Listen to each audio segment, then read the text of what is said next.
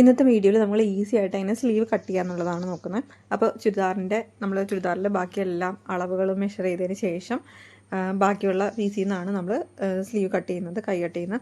അപ്പോൾ അതിന് വേണ്ടിയിട്ട് നമ്മൾ സാധാരണ ബാക്കിയുള്ള പീസ് ചുരിദാറിൽ നിന്ന് മൊത്തം കട്ട് ചെയ്തതിന് ശേഷം ബാക്കിയുള്ള പീസ് എടുക്കും.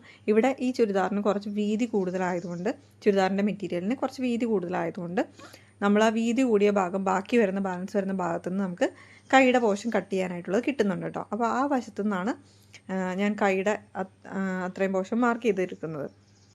വീഡിയോ നിങ്ങൾക്ക് കുറച്ചും കൂടെ ഹെൽപ്ഫുൾ ആയിട്ട് തോന്നുന്നുണ്ടെങ്കിൽ ചാനൽ സബ്സ്ക്രൈബ് ചെയ്യുക. തൊട്ടടുത്തൊരു ബെല്ലൈക്കണിൽ ഓൺ എന്നൊരു ഓപ്ഷൻ ഉണ്ട്, അതും കൂടെ എനേബിൾ ചെയ്തിട്ടാൽ നിങ്ങൾക്ക് പുതിയ പുതിയ വീഡിയോസ് നോട്ടിഫിക്കേഷൻ വഴി തന്നെ കാണാൻ പറ്റും.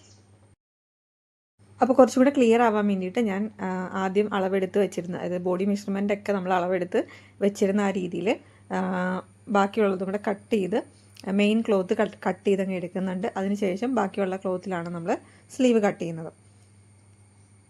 ബോഡി മെഷർമെൻറ്റ് എടുക്കുന്നതും അതുകൂടാതെ ഇതുപോലെ കട്ട് ചെയ്യുന്നതും കറക്റ്റായിട്ട് മെഷർ ചെയ്ത് കട്ട് ചെയ്യുന്നതും അതിൻ്റെ ഫുൾ വീഡിയോ ഒക്കെ നമ്മുടെ ചാനലിൽ വേറെ ഉണ്ട്. അപ്പോൾ അത് കാണാൻ ഇൻട്രസ്റ്റ് ഉള്ളവർ ആ വീഡിയോസ് ഒന്ന് എടുത്ത് നോക്കിയാൽ മതി. ഇതിനകത്ത് മെയിനായിട്ട് സ്ലീവ് എങ്ങനെയാണ് കട്ട് ചെയ്യുന്നത് എന്നുള്ളത് മാത്രമാണ് ചെയ്യുന്നത്. നമ്മൾ ഡബിൾ ഫോൾഡ് ചെയ്ത ഈ ഒരു ക്ലോത്ത് ഫുള്ളായിട്ട് കട്ട് ചെയ്ത് കഴിയുമ്പോൾ സാധാരണ രീതിയിൽ നമുക്ക് താഴ്ത്തുന്ന, അതായത് നമ്മുടെ ലെങ്ത്തിൽ നിന്നാണ് നമുക്ക് കിട്ടാറ്. സ്ലീവിൻ്റെ പോർഷൻ എടുക്കാനായിട്ട് നമുക്ക് ലെങ്ത്തിൽ നിന്ന് തന്നെ കിട്ടും. നമ്മൾ ടോട്ടൽ ലെങ്ത്ത്, ബോഡി ലെങ്ത്ത് എടുത്തിട്ട് ബാക്കിയുള്ള പീസാണ് നമ്മൾ സ്ലീവിന് വേണ്ടിയിട്ട് എടുക്കാറ്. ഏറ്റവും ഈ താഴത്ത് വരും ബാക്കിയുള്ള പീസ്. ഇത് പക്ഷേ നേരെ തിരിച്ചാണ്. ഇത് അത്രയും ലെങ്ത്ത് ഇല്ലാത്ത എന്നാൽ കുറച്ച് വീതിയുള്ള പീസാണ്.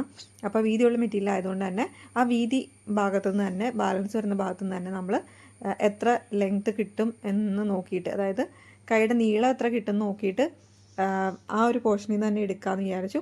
അത് ഇതുപോലെ തന്നെ നമ്മൾ ഓൾറെഡി ഡബിൾ ഫോൾഡ് ചെയ്ത് വെച്ചിരിക്കുന്നതാണ്. അപ്പോൾ സെപ്പറേറ്റ് ഫോൾഡ് ചെയ്യേണ്ട ആവശ്യമില്ല.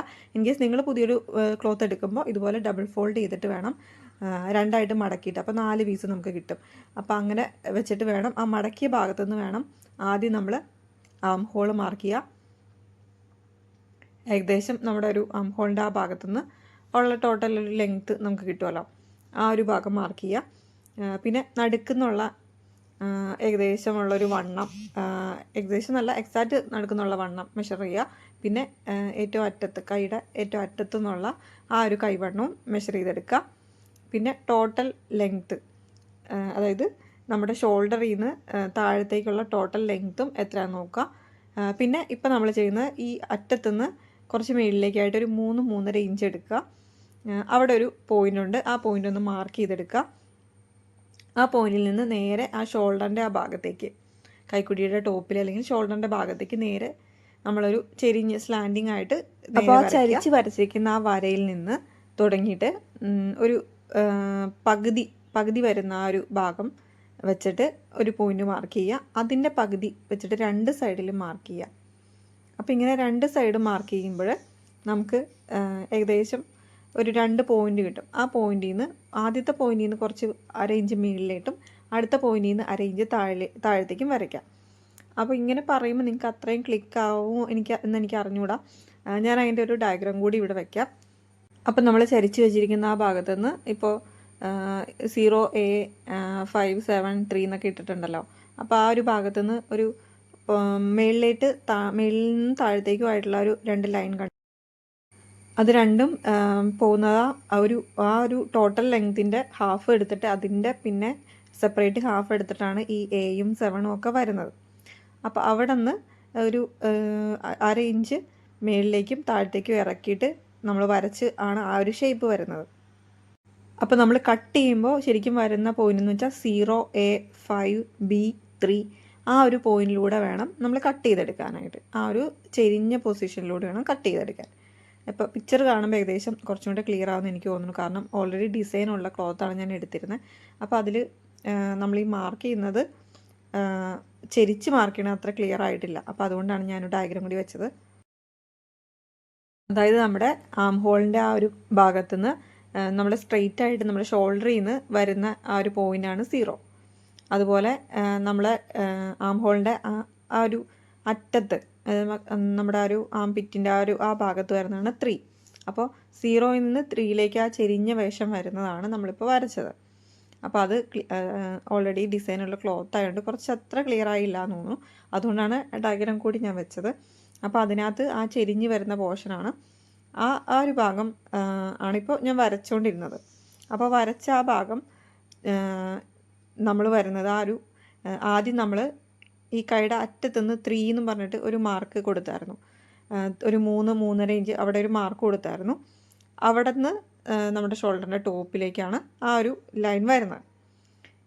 ഇനി കറക്റ്റ് ആ ഒരു ഭാഗത്തുനിന്ന് നമ്മുടെ ആം ഹോളിൻ്റെ ആ ഭാഗം വരെ വണ്ണം നമ്മൾ അളന്നെടുത്തായിരുന്നു. അത് സ്ട്രെയിറ്റ് ആയിട്ട് അങ്ങ് നേരെ ആ ഒരു ഭാഗം തന്നെ 3 സൈഡിലെയും വണ്ണം നോക്കിയിട്ട് വരച്ചു കൊടുക്കുകയാണ്. ആം റൗണ്ട് അല്ലെങ്കിൽ നമ്മൾ വണ്ണത്തിന് സ്ലീവ് റൗണ്ട് എന്നൊക്കെ പറയും. അപ്പോൾ ആ ഒരു ഭാഗം വരച്ചിട്ട് അതിൻ്റെ കൂടെ ഒരു ഇഞ്ച് വരെയൊക്കെ സീം അലവൻസ് തയ്യൽ തുമ്പും കൂടെ ഇട്ട് സെപ്പറേറ്റ് വേറൊരു ലൈനും കൂടെ വരച്ചിട്ടുണ്ട്, നിങ്ങൾക്ക് കാണാൻ പറ്റും. അപ്പോൾ ഈ ഒരു 2 ലൈനും വരുന്നത് നമ്മുടെ എസ് പോലെ വരച്ചിരിക്കുന്ന ആ ഒരു ഭാഗത്തേക്കാണ് എൻഡ് ചെയ്യുന്നത്. അപ്പോൾ ഇത്രയുമാണ് കറക്റ്റായിട്ട് ആ ഒരു ഷേപ്പ് വരുന്നത്. അപ്പോൾ കറക്റ്റ് ആ എസ് പോലത്തെ ആ വളവ് നമ്മൾ ഡയഗ്രത്തിൽ കാണിച്ചിരിക്കുന്ന രീതിയിൽ വരയ്ക്കുമ്പോൾ ശരിക്കും ആ ഒരു ഷേപ്പ് കയ്യിൽ വരും. ഒരു 1/2 ഇഞ്ച് വെച്ചിട്ടാണ് ആ എസ് പോലെ വളവ് മേളിലും താഴെയും സ്ട്രെയിറ്റ് ലൈനിൽ നിന്ന് 1/2 ഇഞ്ച് ഉള്ളിലേട്ടും പുറത്തേക്കുമാണ് വരുന്നത് കേട്ടോ. ഇനി നമുക്ക് മാർക്ക് ചെയ്തതിൻ്റെ മുകളിൽ വെച്ചിട്ട് നമുക്ക് കട്ട് ചെയ്തെടുക്കാം. നമ്മൾ ഇപ്പോഴത്തെ സൈഡിൽ സീം അലവൻസും കൂടെ ചേർത്തിട്ട് കൈവണ്ണത്തിനവിടെ സീം അലവൻസും കൂടെ ചേർത്തിട്ട് വേണം നമ്മൾ കട്ട് ചെയ്യാനായിട്ട് ലാസ്റ്റ് വരച്ചിരിക്കുന്ന ലൈൻ. അപ്പോൾ അത് കട്ട് ചെയ്യുമ്പോൾ നിങ്ങൾക്ക് മനസ്സിലാവും ഏകദേശം അതിൻ്റെ ഒരു ഷേപ്പൊക്കെ വരുന്നത്. നമ്മുടെ തുണിയുടെ വീതിയുള്ള ഭാഗത്തു നിന്ന് എടുത്തുകൊണ്ട് ഒരുപാട് ലെങ്ത്ത് നമുക്ക് കിട്ടിയില്ല. ഒരു 11ഒക്കെയാണ് സ്ലീവിൻ്റെ ലെങ്ത്ത് കിട്ടിയത് കേട്ടോ. അപ്പോൾ ഏകദേശം എത്ര ലെങ്ത്ത് നിങ്ങൾക്ക് കിട്ടുന്നതനുസരിച്ചിട്ട് നമ്മുടെ കൈയുടെ അറ്റത്തുള്ള വണ്ണവും ഒക്കെ നിങ്ങൾക്ക് മാർക്ക് ചെയ്തെടുക്കാം. ഏകദേശം നമ്മൾ ഫുള്ളായിട്ട് കട്ട് ചെയ്തെടുത്തതിന് ശേഷം നമ്മൾ രണ്ടായിട്ട് ഇത് തുറന്ന് എടുത്തു കഴിഞ്ഞാൽ ഡബിൾ ഫോൾഡ് ചെയ്തത് കറക്റ്റായിട്ട് നമുക്ക് അതിൻ്റെ ആ ഒരു ഷേപ്പ് അറിയാൻ പറ്റും കേട്ടോ.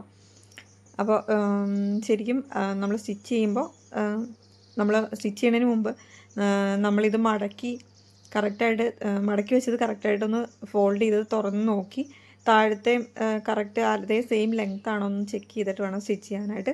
ഇല്ലെങ്കിൽ ചിലപ്പോൾ താഴത്തത് ചിലപ്പോൾ കയറി ഇറങ്ങിയൊക്കെ ഇരിക്കുവാണെങ്കിൽ അങ്ങനെ കറക്റ്റായിട്ട് ആ ഒരു ലെങ്ത്ത് കിട്ടാതെ വരും. സോ നമ്മൾ മടക്കുമ്പോഴും ഡബിൾ ഫോൾഡ് ചെയ്ത് മടക്കുമ്പോഴും കറക്റ്റ് രണ്ടിനും ഒരേ ലെങ്ത്തും വീതിയൊക്കെ കിട്ടുന്നുണ്ടോ എന്നൊന്ന് ചെക്ക് ചെയ്ത് നോക്കണം.